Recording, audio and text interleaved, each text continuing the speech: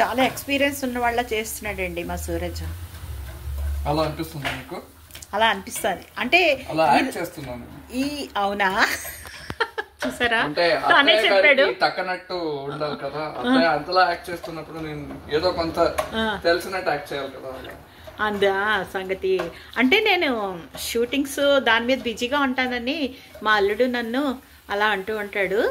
అందుకే పైపెచ్చేమో యాక్టింగ్ చేస్తున్నాను అత్తయ్య అంటూ ఉంటాడు అనమాట. అలా ఇది చూసారా, ఇది ఉల్లిపాయలు వేగుతున్నాయి ఈ లోపల.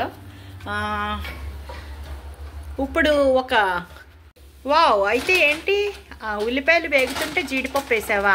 జీడిపప్పు వేసాను. జీడిపప్పు మంచి కమతనం ఇస్తుంది, అది అసలు అందరూ వాడాలి. స్వీటీయే బాగా చేస్తుంది అన్ని వంటలు అనుకుంటున్నాను, రోజు చేసి పెడుతుంది. ఒకటి చెప్పనా నీకు, అసలు వంట చేసేదంతా ఎప్పుడు నేనే. ఏదో ఇలాంటి ఒక సరదా అయిన స్పెషల్స్ చేయాలంటే ఈ అబ్బాయి వచ్చి నేను చేస్తాను ఓకే ఓకే అంటాడు, కానీ లేకపోతే చేసేదంతా ఎప్పుడు నేనే. ఏదో ఏంటా ఏదో 10 ఐటమ్లు చేస్తాము అని గొప్పతనం కాదరా.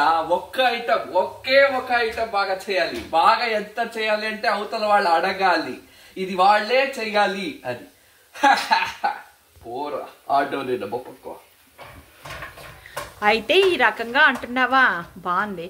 నేనే చూసావా, ఎప్పుడు ఇలానే ఏదో ఒకటి అంటూ డామినేట్ చేస్తాడు. ఇది ఇంతకీ చేసే పనంతా అదే. రోజు స్వీటీ వంటలే తింటున్నాను నేను.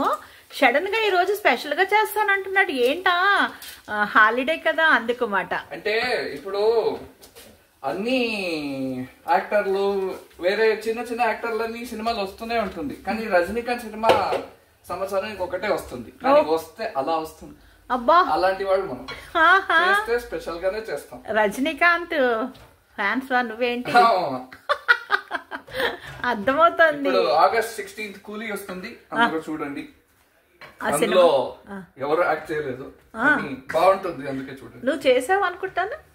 అంటే నాకు కూడా అనిపిస్తుంది, కానీ మనం అనుకోవడం కన్నా వాళ్ళు అనుకోవాలి. నువ్వు బిజీ మ్యాన్ కదా, అందుకు నీకు అవ్వట్లేదు. లేకపోతే నా వంట అన్ని చేయాలి కదా మామూలుగా. వంట గురించి కాదు, ఎప్పుడు ఆఫీస్ వర్క్ ఉంటే మనకి ఎక్కడ కనిపించడు. ఇలాగా హాలిడే సండే సాటర్డే ఉన్నప్పుడు మనకి ప్రత్యక్షం అవుతూ ఉంటాడు పిల్లడు.